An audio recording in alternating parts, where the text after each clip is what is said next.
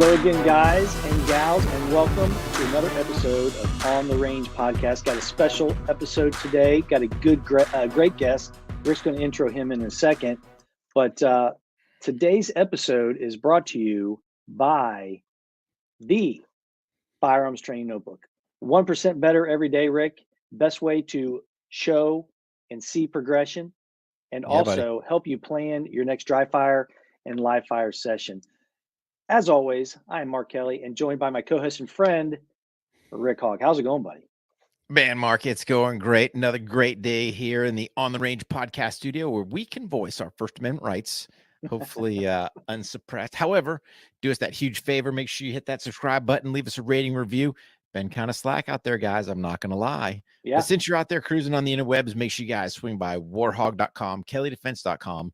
Make sure you sign up for those newsletters. Don't worry, I won't bombard you because my email campaign, at least via my web servers, banned right now. Or they go to spam. Yeah, I'm on suspension because my own email goes to spam and it flags and shuts everything down. Here nor there. Yeah. It's the issues of having AI. You know, it's no different. Facebook, Instagram pulled my ad for the Firearms Training Notebook, which, by the way, this episode is brought to you by because I'm selling firearms or guns or explosives. I'm like, hey, dope, it's a book. But this is your AI technology, right? That's supposedly supposed to make us smarter and brighter. It can't differentiate between a gun and a book. So think about that, guys. But anyway, since you're out there surfing the interwebs, make sure you guys swing by patreon.com/on the range podcast. Become a member of the OTR crew. Kind of some new branding we had going on there. We got 100 plus different variety of videos, training videos, reviews, tips, vlogs, all kinds of stuff on there.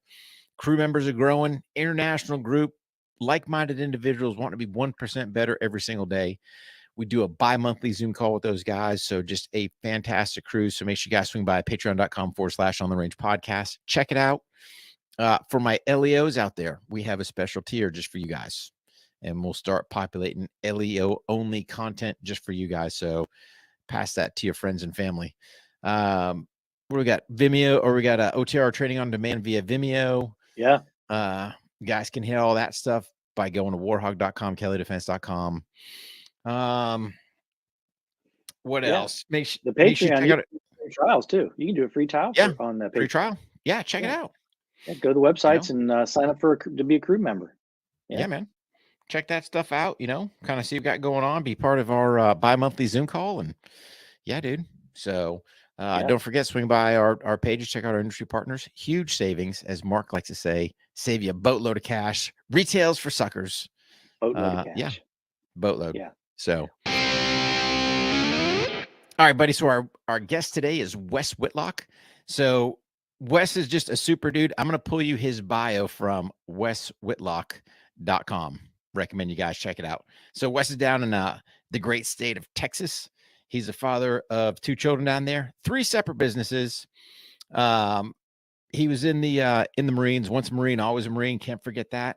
Went to Rome to study business, man. How cool would that be, right? I mean, and trust me, I love Europe. So super cool on that one. Came back, worked for the government, doing some high threat protection work. Came back to Austin, Texas, worked for Dell, doing some EP work there. And then 2012 starts up Rogue American Apparel, where he's still doing that today. 2005 starts up his second business, Disciplines of Iron. Then 2016, hey, since we got all that going on, why don't we start up Invader Coffee? Jeez. Bam. Amazing. 2017, he is the Veteran Business of the Year by Crown Royal. Waves the start flag at the American F1 race. He is going to fire up his podcast, Going Rogue with Wes Whitlock. He's got a book in the works, traveled around the world. He supports 501c3s. And again, guys, I'm just trying to give you a quick peruse through. I mean, it is just on and on. The things he does. And he's just a great American, just supports great foundations. WesWhitlock.com. He's got his supplements out there as well. So make sure you guys check him out. Super excited to have Wes joining the show. Demographic. So we were talking, and I was talking about the Camaro. We were going to do some work together because of his channel, and because he's got great supporters. So I'm like, you can drive a 4-speed, right? And he's like, well, I've driven a tractor before, so it shouldn't be that much harder. I'm like, bro, you're a country guy with guns and shit and a rodeo dude, and you can't drive a manual? Like, I call bullshit. Yeah. Well, it's your millennial anti-theft device, man. If you got a standard transmission, nobody's taking your car. They're going to sit there and go, I don't know what to do with this. So we should just make that now. You shouldn't have any kind of YouTube that has anything to do with guns, cars, or anything if you can't drive a standard transmission. No, that should just be out. I'm trying to get my damn ears working here. Let me try this guy. See, I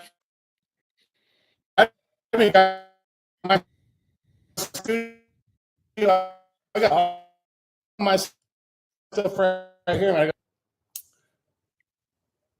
But you guys can hear me okay, right? Yeah, we can hear you. Came in a little spotty there. I don't know if you had like a little Wi-Fi glitch or something, but if your audio's acting up, Wes, just look at the settings button and just make sure it's on your headphones there. Okay. Let's see. There's FaceTime camera, audio.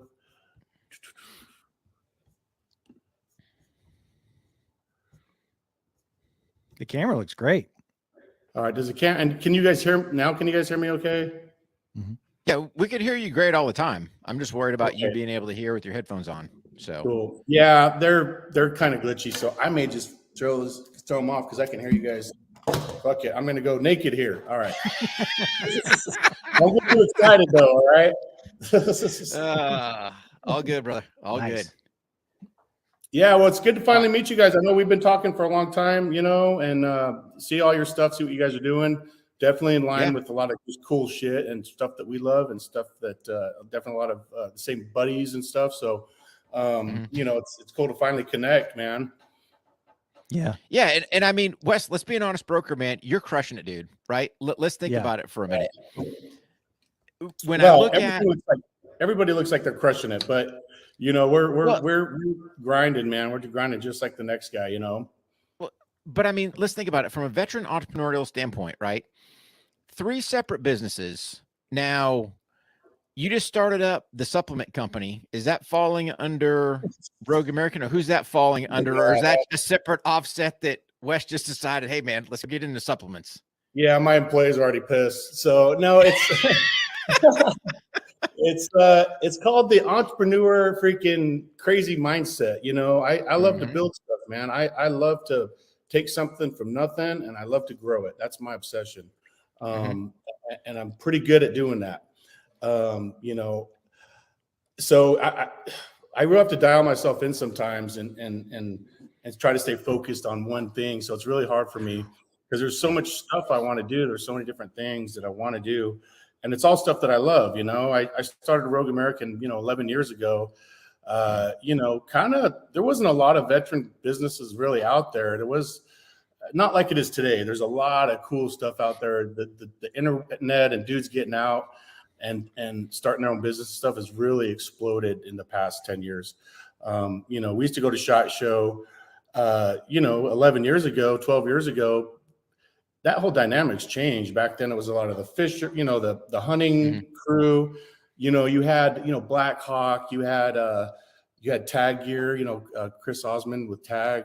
He's been out there for a long time. And you had Tactical Tailor. You had a few of those companies that were there, but nowadays it's like there's so many. And we had a body armor company then. It was a low vis body armor. So it was called Rogue Gunfighter. We did ankle med kits. We did back pocket med kits. We did super slick low vis stuff, and back then, 11 years ago, 12 years ago, it was still the bulky RoboCop stuff. A lot of it at SHOT Show anyway. Dudes downrange were making their own stuff, like, as you know, and Tactical Tailor kind of was, they were doing great. They were coming out with some really cool kit. but there just wasn't a lot of it out there. So, we did that, and I ended up selling that business off. But I had Rogue American, and at the time I was working full time. I was doing private security for executives, but I wanted to do my own thing eventually. And I like the design work. I like I'm not a fashion dude. I don't give a shit about like clothing and all that. I just like to come up with cool designs. And back then I wanted to kind of have a message, put a message out there that was not your typical PX diplomacy at 1,000 yards with the sniper guy on it, and American Eagles and all this stuff, which is cool, but I didn't want to do that. I wanted to take cool designs from my travels, from Greece and Rome and Yemen, and just as you guys know, there's just some amazing art out there that's 2,000 plus years old that relates to kind of this, the Templar stuff, the warrior mindset stuff, all that. And I was like, that's the kind of stuff I want to see, on stuff, and kind of spread our message back then too. Where dudes were still downrange, and there was still a lot of discontent, and there was still a lot of, when you're younger and you're over there in those countries, you're very proud to be American, and sometimes we weren't proud, we weren't friendly with the enemy, because of certain things we would have to deal with. So we kind of took on the role of the infidel mindset, and and we embraced the designs into that. So going to Jerusalem and Rome, and going into churches that had art that the pilgrims would leave on their way down to Jerusalem, that was just badass stuff, winged skeletons with crosses on them, and I was like, that's the shit I like, so I started kind of messing around with that. But before that, downrange, when I was doing diplomatic security at the time. So we opened up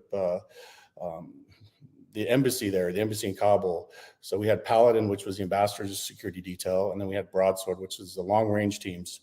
And I worked on both of those. But I was kind of the guy that came up with the morale stuff. Just like you guys know, every unit, every small team has these badass little designs that dudes would kick up downrange, and that shit was badass, just like dudes were doing in Vietnam, like making shit out in the field and just making these really evil like designs, man, that were just nasty. Yeah. And so I was kind of that guy, and it was just for morale stuff for our Paladin was have gunboat travel, kind of a crusader theme type stuff, and then Broadsword, I did that stuff. But the guys loved it. They would go home, and then once I left all that stuff and I'm back stateside working, dudes would hit me up. Hey, dude, you got any more of those, Paladin shirts and this, that, and the other? Like, no, man, I just made those for us down there, But they got me thinking. I was like, man, that shit was cool, man. And I was working, and I've always been a kind of an entrepreneur spirited person. And I told myself at 40, I'm done. I will not be working for anybody. Whatever, no matter what I have to do, I'm done. So I started Rogue, and put up a website and a couple designs. And what really helped me propel myself then was the dudes I met, the dudes I worked with that were still supporting me. So guys that were still downrange, guys that I looked up to that were still downrange, working for the agencies, working for all the units. I'd send them stuff, and they would support me and push it out there. And it just really started taking off to the point where I'm like, man, if I left, if I was doing this full time, I could probably make a living. I could probably pay my bills. I could probably, walk away from having to work for the man. But I was making really good money. And for a dude in the States, it comes from, when you get out of the military, you don't make any money. And then when you go contracting, you start making money. But then when you come stateside, you're trying to get a good job where you're not have to worry about IEDs and threats of those nature. It's a different type of threat in the U.S. So, and I had young kids, so I wanted to be home. And got a really good job with Dell. I worked for Dell, Michael and his family for 8 years. And it was a good job for guys like us. It was good pay. The benefits, all that stuff. But I wasn't, you got to put on the monkey suit sometimes, you kind of have to be somebody who you're not, and you got to really play the game. And a lot of guys that get out of that high threat stuff or They can have the baddest background in the world. I don't care what their resume says that they did in the military. When they get out and work stateside EP is a whole different dynamic. So you got to have skill set, yes, but you also have to be able to adapt to different family dynamics. You can't just be, I'm a badass that's got shot every weapon and been all over the world and has been to every school in the world. Like that helps for sure. But can you have a conversation with executives? Can you travel with family members? Can you make them not feel like there's a freaking ape behind me everywhere they go? Like, Yeah. So Yeah. that was kind of hard for me because I like the high threat stuff. And I like, when you're doing that kind of work, you knew your role and you knew, there was no like, ooh, am I going to offend my principal, my people? Like, no, it's like, sir, no, we're not going there. This is why. Or guess what? We're going there and this is what we're bringing with us. They had no say in how we did our security there. Where stateside, you're dealing with families, you're dealing with, billionaire executives who are going to tell you sometimes what to do. They're not going to be like, oh no, you can kind of maybe give them some insight on certain areas that you might recommend not to go to. You give recommendations and threat assessments and stuff like that for sure. But there's a lot of diplomatic negotiation happening in stateside EP that you have to kind of play those games. So, I just didn't want to do that. I didn't want to do that until I was 50 or 60. And I didn't want to be because I worked with those dudes. They get in that line of work and that's all they do. And then they're with, their children at a discotheque in New York City and they're 60 years old and like, fuck, man, at 3 a.m, this sucks. Like, I don't want to be that guy. Yeah. So, started Rogue and then it really started taking off, man. And I said, well, so I was doing this full time. I could probably do okay. So I did. I quit my job. I remember leaving that day. Round Rock. I was out at the Dell headquarters there, and walked out. And I was like, man, this is I'm nervous because I still have bills to pay. I have a mortgage. I have kids. I have right. So cut the cord, man, and then just went full bore, man. And things within 2 or 3 weeks, a month, I'm like, I knew I had made the right decision. So from there just kept growing it and, made mistakes along the way, made plenty of mistakes. I didn't know everything for sure. I was kind of, as I went, I was learning as I went. I did go to school. I studied at the American University in Rome. I went to Rome. I studied business there. I started international marketing and business. This was, 1999, 2000. E-commerce was still a new word. Like that was a class you took, the internet, all that stuff was still fairly new. So it was kind of old. It wasn't relative to what's happened nowadays, everything's happening so fast. So I've never used any of that really. I don't think that in my businesses, any stuff I learned in school, it was more when I went to school, I was going to go in as an 1811. I wanted to either go with the agency or go as an 1811 Secret Service or as a special agent. And you have to have a degree. I don't care who you are. You have to have a degree to get into those doors. And was my goal. When I went to school to get my degree, I was going to stay with the government. Anyway, dude, I'm sorry. I'm rambling on here, man. I was trying to. Wes, you're spot on. Hey, I do have a quick question for you though. Before you left Dell, were you doing anything backside to prep your business, or did you pretty much cut the cord, go from there, kind of cold turkey into Rogue? I had prepped. Yeah, I'd prepped, definitely. And I tell guys that all the time that ask that are getting into business and, when do you know when to leave? When should I do it? A lot of people are scared. A lot of people are on that fence and I get it. But if you're prepared you've done your research and you've been doing testing things, then you feel pretty good about it. So I felt good enough about it. So I've been building my business as I worked.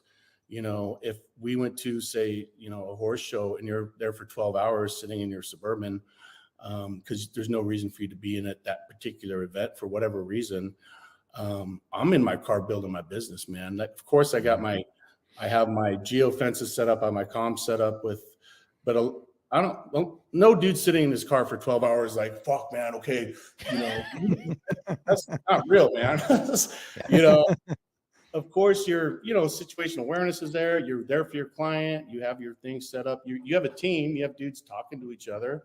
You have have a dog guy. You have a medic, just like in the military, and they're all coordinating. You have an agent in charge who's up front with the principal, so you can communicate. But a lot of dudes would sit in there if it was downtime. They're on YouTube. They're watching movies. They're on fucking Netflix.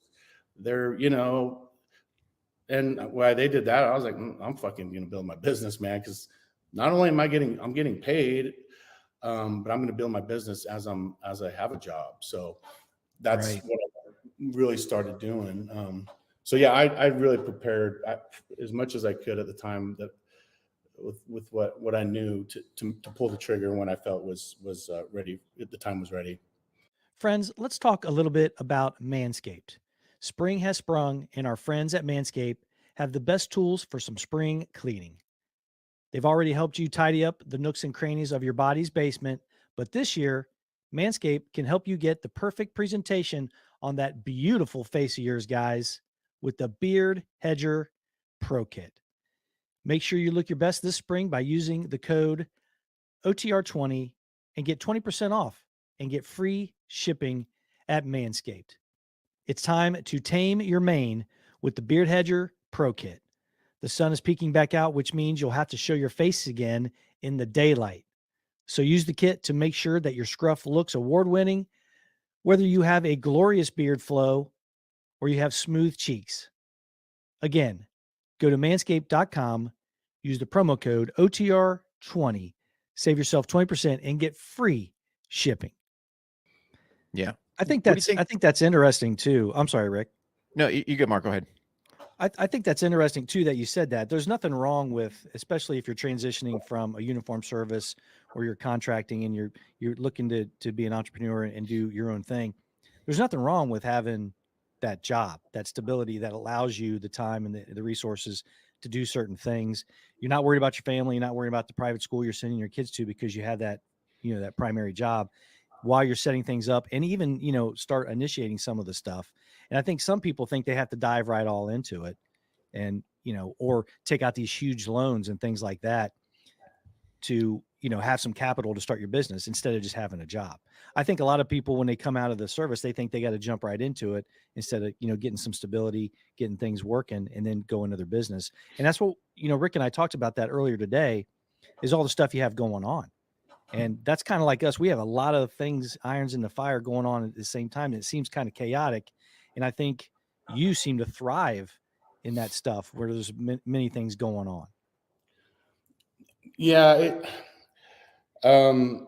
It's sometimes it's a disaster. It looks like a disaster from afar because there's so much shit going on. And it's, and I'm trying to get better with that because I sometimes create, I opened up brick and mortar stores. My e-commerce business was, I took Rogue from my garage, from a spare bedroom in my house to my garage, to 5 different buildings fairly quick. Wow. I took my 401k out because you have to have cash. You have to have capital. Yeah. Like you said, you don't have to go, some people will full in without, no, fucking get some experience, test the market, educate yourself on your product and your services and how you're going to fulfill and execute. I see guys with a lot of great ideas or with a cool product but they can't execute. They can't deliver. They can't fulfill. That's where dudes get jammed up. And I've learned those lessons. You can have the coolest product, idea, service, whatever, training, but if you can't execute it, and you can't deliver that, it's not going to go anywhere. You might last a year or two, but you guys have seen them. Dudes last a year or two and they're gone, man. In training companies, in businesses, those are businesses, and the same rules apply. And nobody knows everything. Sometimes you do have to take some chances for sure. But if you plan just like overseas, or you're planning your routes, you're planning your room entries, your planning. A lot of it does fall back into some of the training you've had in the military. A lot of times you plan for shit, but none of that stuff happened. Other stuff happened, and you adjust, but at least you've trained yourself. And when those certain things do come up, you have the confidence to execute. So give yourself as many tools as you can, read some books, study some other businesses that have done well.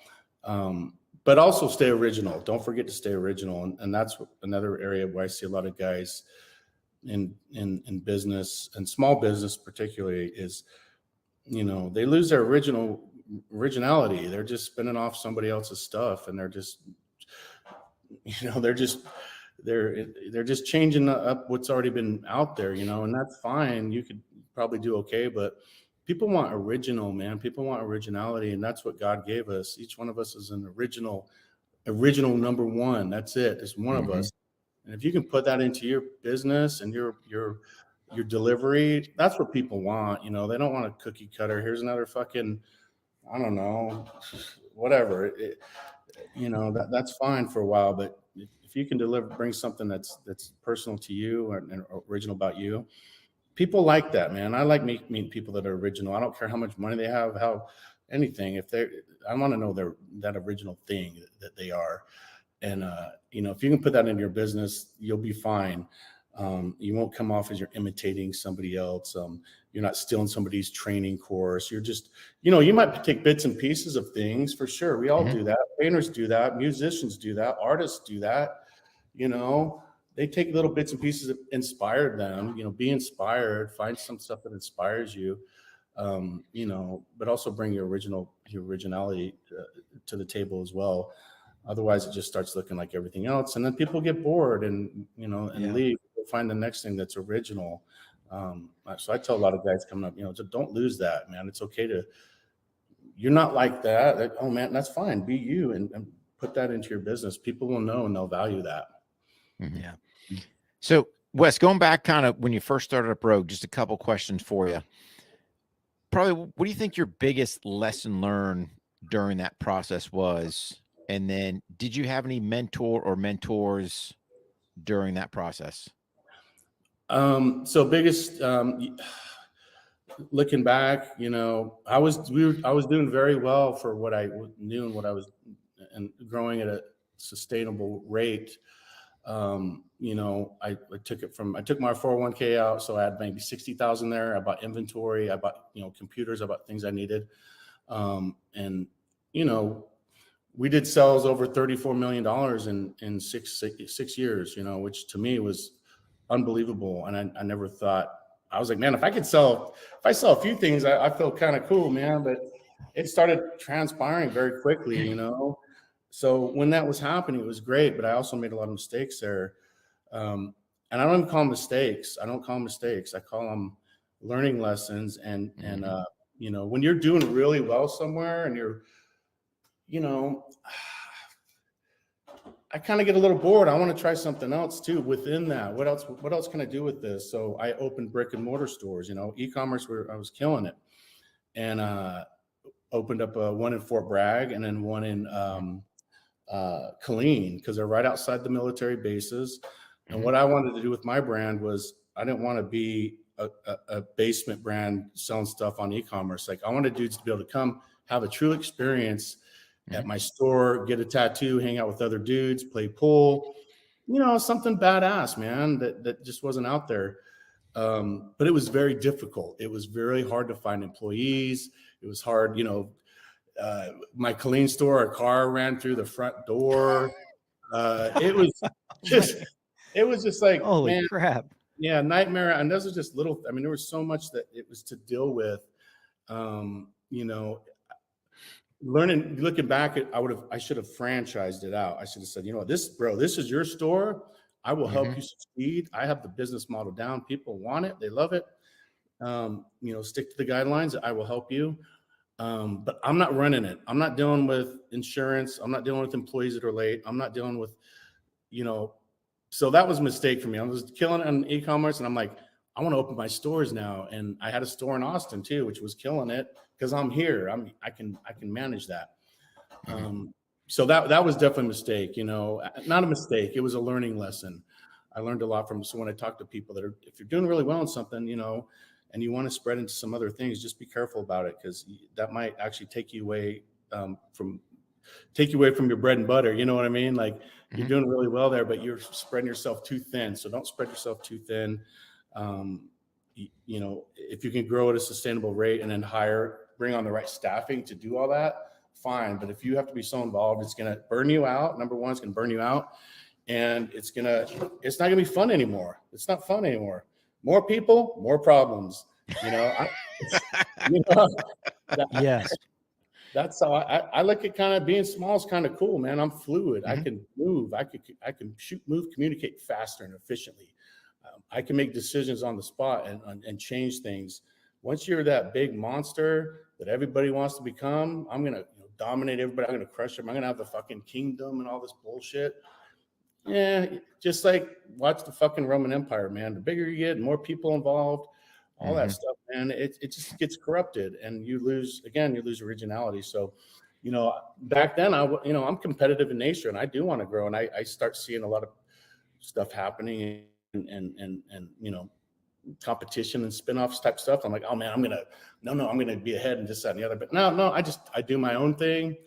People like it, great. If they don't, I don't care. Like, that's another thing I've learned. Like, just be happy that you're sustaining and you're doing what you love to do, and you're paying your bills, and you'll grow just fine, and you'll get the type of support you need. And I don't want to be an Apple. I don't want to be a monster corporation. I don't want to be that, because then it's not fun.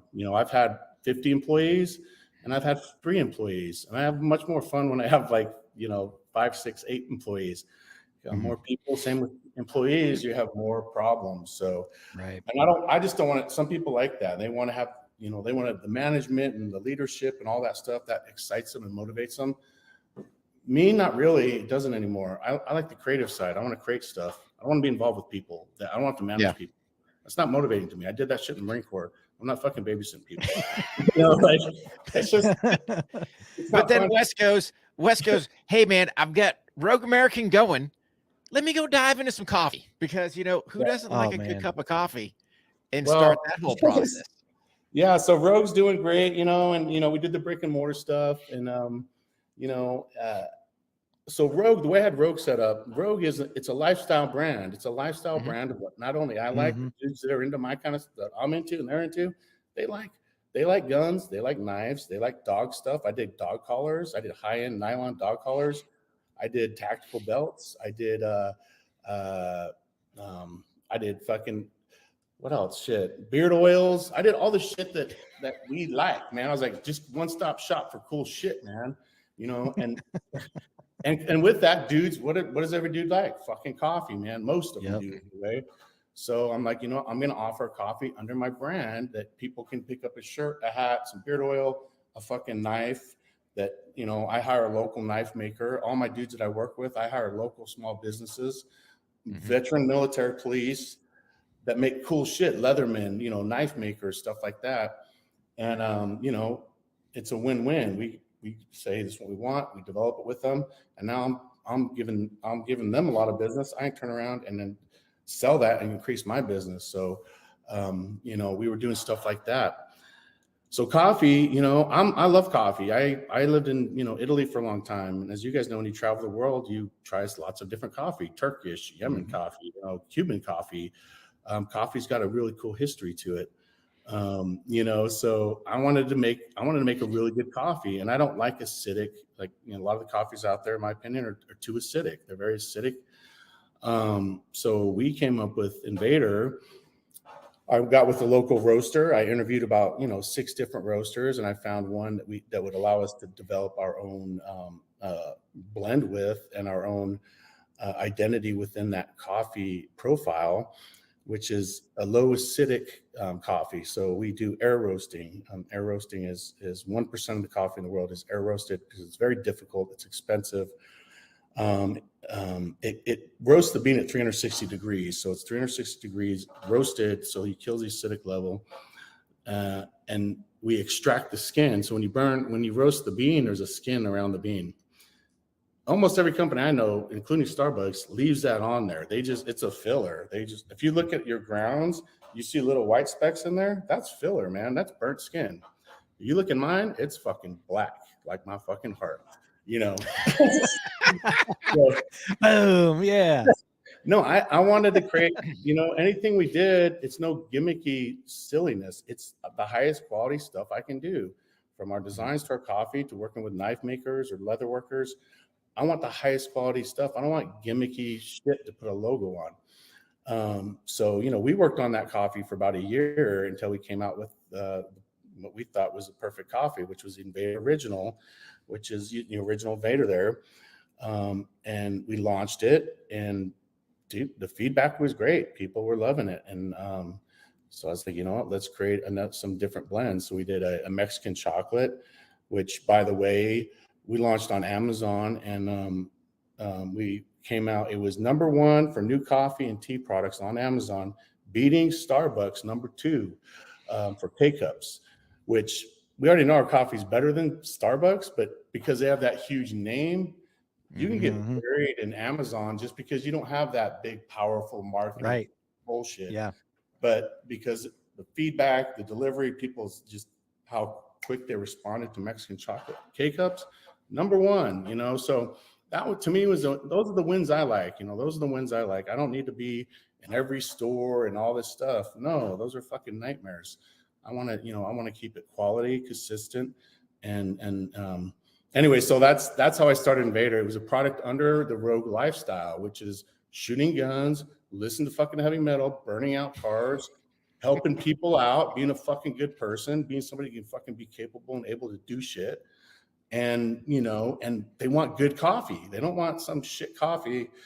No, they want good quality shit. So that's kind of how Invader happened. And then it just took off. And, my sense with this was, and it was doing great under the Rogue umbrella, under the Rogue brand, but I'm a big picture person. I build Invader to be positioned as another business. I've already sold a business before. You want your business set up. So, I tell guys this too, getting into business. One day you're going to want to leave that business unless you're just so in love with it that you want to die with that fucking thing, which I don't give a shit. I want to be fucking in, I don't know, Montana or, in Sicily, floating in a pool about 300 pounds eating grapes or some shit. I don't know. I don't want to be sitting there counting my fucking coffee beans or my stores. Right. No. So I want to do cool stuff with my businesses. We've got to build homes for guys. We've built schoolhouses for guys. We don't go out there and mention this and throw that around as a marketing scheme. Dudes that know. We've done stuff with the squadron dudes out there, and they brought me a plaque that just says thanks on it. We don't talk about that. We don't, and to me, those are wins for me. I don't need to, that means we're doing stuff right. And that's the stuff, we've been able to do with our businesses that we don't talk about a lot of stuff that we've been able to do that makes me, it's one thing selling stuff, making money and all this stuff, but I want to, if I can help some folks along the way, and especially the communities that I respect, that's my obligation and that's my duty. And if you make good money, and I'm all about let's make some big money, because I guess what, now I can do some shit. Now I can, I can do some pretty amazing stuff. Not, well, I bought me a couple nice things, but I've been able to help out some folks that it's more worthwhile to me, man. Like, yeah, that stuff, that's where it's at. So, and that's another part of, success and growth. Do some good things with your machine, because you really want to do that. And then good things will happen, and amazing people will come into your lives. I've got to be around and do projects with people that I grew up watching on TV that I would like, because we've gotten involved with adaptive athletes, we've gotten involved with different folks that nobody really cared about at the time. We took adaptive athletes to the Arnold, the first people to sponsor that. We were a small business, but, and when the founders asked me, I told them, they still laughed about it. I said right away, I was like, absolutely, man. What do we need to do? And the founder at the time, Dell, said, man, you know how many companies we reached out to? And not a peep, man, not a fucking crickets. Because you're the first one that said, dude, hell yeah, what do we got to do? And, that's my mindset. And we were able to, for us as a small business, help get those folks out there to compete and be there. Because that's motivating to me. When I don't care if you're some beautiful fucking CrossFit athlete or some strong, I don't care. I like to see dudes and gals that have missing limbs and true heart, people that go out there and fight no matter what their physical ability is, and they're out there. That to me is motivating and inspiring. And those are the type of things that I love about being in this business, is doing those things. And then with that, the amazing things happen. Who shows up to see that event? It was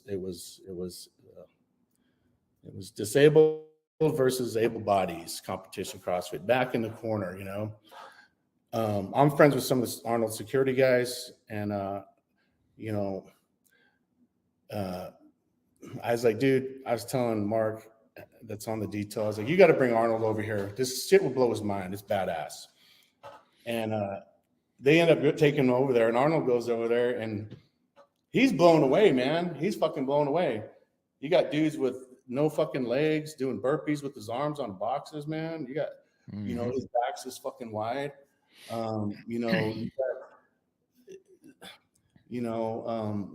These gals and with, child of Chernobyl, Tanya, child of Chernobyl.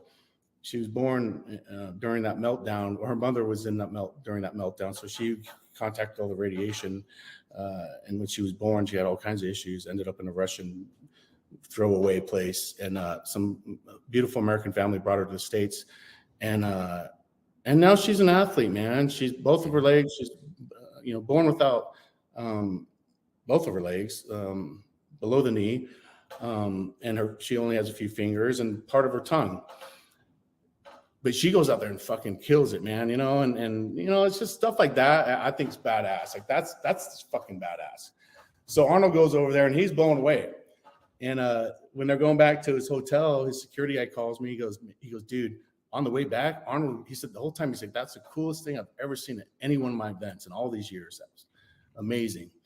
So, then he gets involved and starts going over there and takes Derek Carver out to dinner and all this stuff, So every time and back then, dude, I would show up to the Arnold with a Coleman tent and some gear and two ugly looking dudes, just like me, standing, and here it is, 2-3 years later, every year I go there, guess who comes to my booth, man? Small little company like us.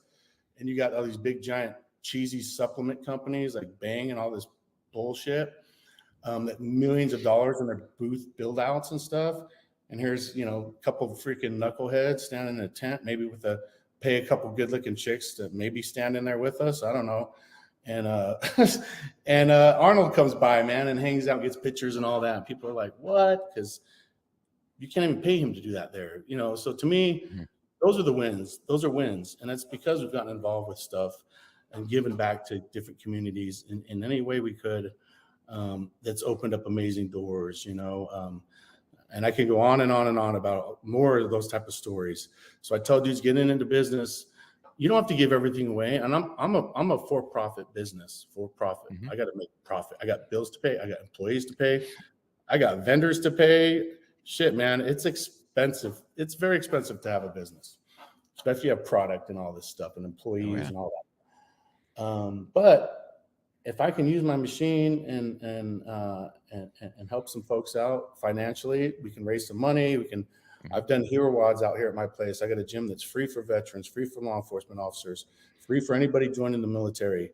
All the recruits come out here and train. I don't put all that stuff all over fucking social media once in a while, but Tim Kennedy comes out and trains. Undertaker comes in here once in a while. It's kind of cool.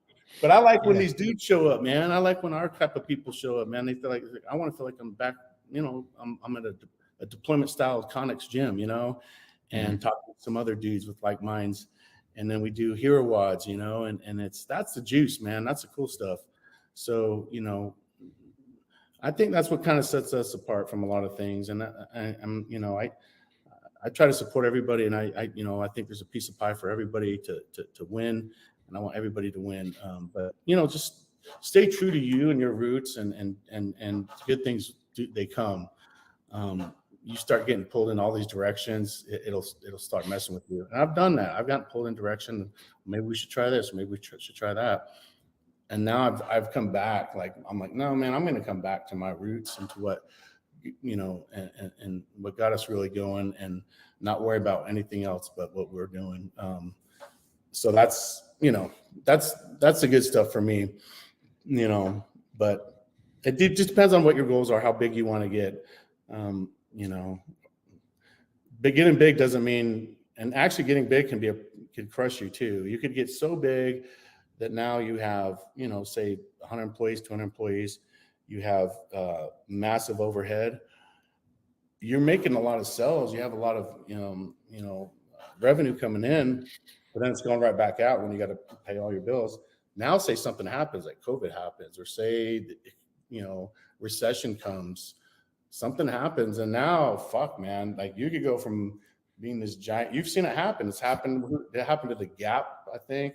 Old Navy, some of those big companies during COVID had to shut down so many places because they couldn't afford it.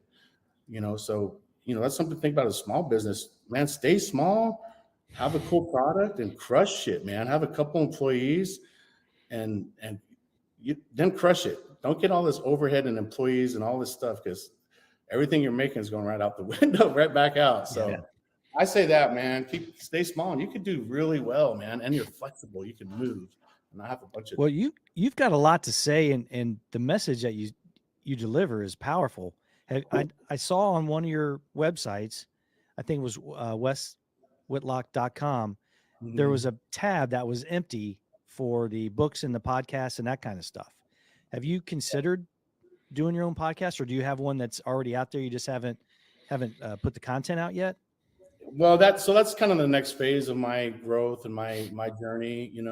I've taken my businesses farther than I thought I could ever when I started. And I love them, and they've been great, a lot of great things, but like, I want to, at this point in my life, like, I want to start being able to share some knowledge. I want to start to teach, I want to go maybe teach at a high school or something.